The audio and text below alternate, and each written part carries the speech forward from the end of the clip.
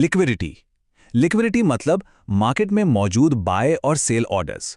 Operators को खरीदने के लिए भारी तादाद में बेचने वाले चाहिए, और ये बेचने वाले आते कहां से हैं?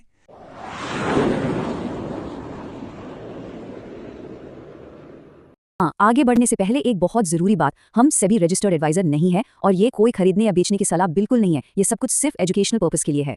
क्या कभी ऐसा लगा है कि पर्दे के पीछे से बाजार को कोई और ही चला रहा है?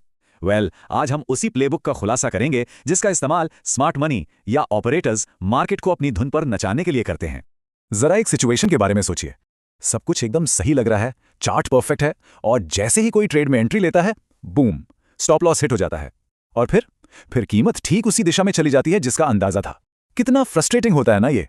तो सबसे पहली और सबसे जरूरी बात जो समझने वाली है वो ये है कि ये सिर्फ बैड लक नहीं है, ये एक सोचा समझा खेल है, मार्केट मैनिपुलेशन का एक तरीका। और अगर इसके नियमों को नहीं समझा गया तो ये नुकसान बार बार होता रहेगा। लेकिन अच्छी खबर यह है कि इन नियमों को सीखा जा सकता है। देखिए, बाजार में एक इनविजिबल हैंड, एक अदृश्य शक्ति काम कर रही है। इसे एक खेल की तरह समझिए।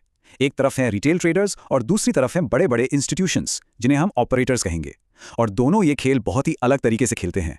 अब इस स्लाइड में जो सबसे दिलचस्प बात है वो है माइंडसेट का फर्क। रिटेल ट्रेडर्स चक्कर का खेल खेलते हैं, बस एक दो चाल आगे की सोचते हैं, लेकिन ऑपरेटर्स वो शतरंज खेलते हैं, पूरी की पूरी गेम की प्लानिंग करते हैं। रिटेल ट्रेडर्स शिकार हैं और ऑपरेटर्स शिकारी। तो इन ऑपरेटर्स का असली मकसद क्या है? क्या वो सिर्फ बाजार को प्रिडिक्ट करने में हमसे बेहतर हैं? नहीं, उनका असली मकसद कुछ और ही है, कुछ ऐसा जो ज्यादातर लोग कभी देख ही नहीं पाते। चलिए देखते हैं।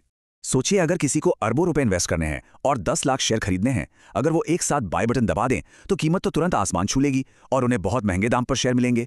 तो यही उनकी सबसे बड़ी प्रॉब्लम है। इस प्रॉब्लम का सॉल्यूशन है लिक्विडिटी। लिक्विडिटी मतलब मार्केट में मौजूद बाय और सेल ऑर्डर्स। ऑपरेटर्स को खरीदने के लिए भारी तादाद में बेचने वाले चाहिए, और ये बेचने वाले आते कहां से हैं? जी हां, अक्सर रिटेल ट्रेडर्स के स्टॉप लॉस ऑर्डर्स से, जो डर के मारे अपने शेयर बेच देते हैं ठीक उसी वक्त जब ऑपरेटर खरीदना चाहता है। तो यहां से ऑपरेटर की असली डेफिनेशन सामने आती है। वो बाजार की भविष्यवाणी नहीं करते, वो ऐसी सिचुएशन बनाते हैं जहां उन्हें अपनी जरूरत के हिसाब से लिक्विडिटी मिल सके, मतलब खरीदने के लिए बेचने वाले और बेचने के लिए खरीदने वाले तैयार हों।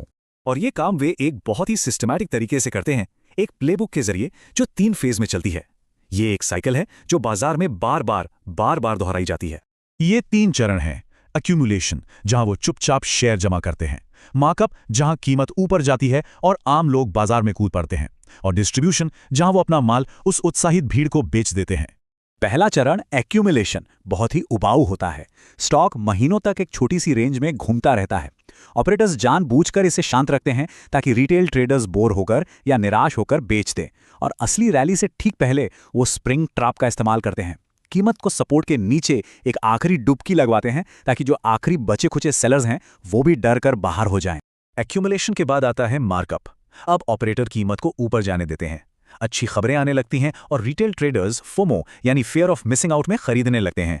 जब उत्साह एकदम पीक पर होता है तब डिस्ट्रीब्यूशन शुरू होता है। ऑपरेटर्स चुपचाप अपना माल बेचते हैं और अब थ्रस्ट ट्रैप से आखिरी खरीदारों को टॉप पर फंसा देते हैं, एक झूठी उम्मीद देकर कि कीमत अभी और ऊपर जाएगी। चलिए, बहुत हुई थ्योरी, अब जरा प्रैक्टिस की ओर बढ़ते हैं और देखते हैं कि ये ट्रैप्स असल चार्ट्स पर कैसे दिखते हैं। इसे समझने के लिए एक रियल लाइफ केस स्टडी से बेहतर कुछ नहीं हो सकता। दिसंबर 2023 के डेटा के आधार पर पीसीबीएल और आईआरसीओएन, ये दोनों स्टॉक ऑपरेटर साइकिल के 2 बिल्कुल अलग अलग फेज में थे। और ये कमाल का उदाहरण है। देखिए, पीसीबीएल एक्यूमुलेशन फेज में था, वॉल्यूम एकदम कम था, खबरें खराब थीं, लेकिन स्टॉक एक खास लेवल से नीचे गिर ही नहीं रहा था। क्यों? क्योंकि ऑपरेटर हर गिरावट पे खरीद रहा था। वहीं दूसरी तरफ आयरकॉन मार्कअप फेज में था, वॉल्यूम में 10 गुना उछाल था और कीमत रॉकेट बनी हुई थी। पैटर्न दिख रहा है? इस चार्ट को देखिए। आयरकॉन का एवरेज वॉल्यूम था 50 लाख, जो ब्रेकआउट के दिन बढ़कर हो गया 5 करोड़। ये 10 गुना की बढ़ोतरी। ये ऑपरेटर की एक्टिविटी का साफ साफ निशान है।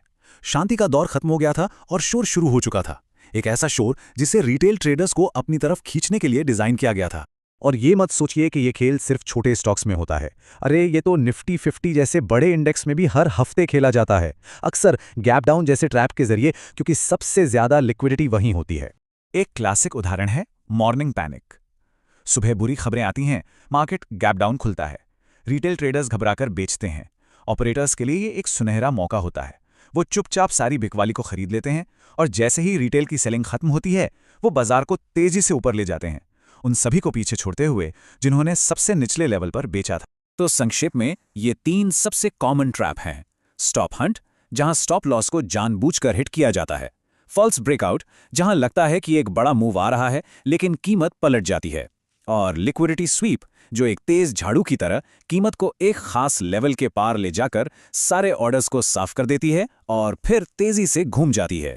तो अब सबसे बड़ा सवाल ये है कि इस खेल में खुद को कैसे बचाया जाए और इसका फायदा कैसे उठाया जाए। चलिए आगे बढ़ते हैं और देखते हैं कि एक ट्रेडर की जवाबी चाल क्या हो सकती है। ऑपरेटर के एक्यूमुलेशन को पहचानने के 3 पक्के तरीके हैं। पहला, वॉल्यूम और प्राइस में अंतर देखिए। अगर कीमत गिर रही है लेकिन वॉल्यूम कम है तो ये एक ट्रैप हो सकता है। दूसरा, डिलीवरी परसेंटेज देखिए। अगर डिलीवरी अचानक बढ़ जाती है तो इसका मतलब है कोई बड़ा खिलाड़ी लंबी अवधि के लिए माल उठा रहा है। और तीसरा, बैड न्यूज़ टेस्ट। अगर बुरी खबर के बावजूद स्टॉक नहीं गिरता तो समझ लीजिए कि ऑपरेटर उसे गिरने नहीं दे रहा। लेकिन इन सबसे ऊपर एक मेंटल शिफ्ट की जरूरत है। चार्ट को देखकर ये पूछना बंद करना होगा कि कीमत ऊपर जाएगी या नीचे। ये रिटेल ट्रेडर्स का सवाल है। एक ऑपरेटर की तरह सोचना शुरू करना होगा। पूछिए, दर्द कहाँ है, यानी ज्यादातर लोगों के स्टॉप लॉस कहाँ लगे होंगे। कौन फंसा है, यानी बाजार ने अभी अभी किसे ट्रैप किया है। और क्या बड़ा पैसा इस मूव को सपोर्ट कर रहा है, यानी वॉल्यूम क्या कहता है। तो आखिर में ये समझना जरूरी है कि ये खेल हमेशा से खेला जा रहा है और हमेशा खेला जाएगा। सवाल ये नहीं है कि बाजार में मैनिपुलेशन होती है या नहीं। सवाल ये है कि एक ट्रेडर कौन सा खेल खेलना चाहता है, चेकर्स का या फिर शतरंज का। से जुड़ने के लिए इस विश्लेषण को लाइक करें और चैनल को सब्सक्राइब करना न भूलें। आप हमारे free WhatsApp group wish 100 crore को भी ज्वाइन कर सकते हैं। और हाँ, अगर किसी भी स्टॉक के बारे में आपका कोई सवाल है तो उसे नीचे कमेंट्स में जरूर पूछिए। हम जल्द से जल्द जवाब देने की पूरी कोशिश करेंगे। और हमेशा एक बात याद रखिए, हमारा एक ही मंत्र है, ट्रेड विद डिसिप्लिन। धन्यवाद।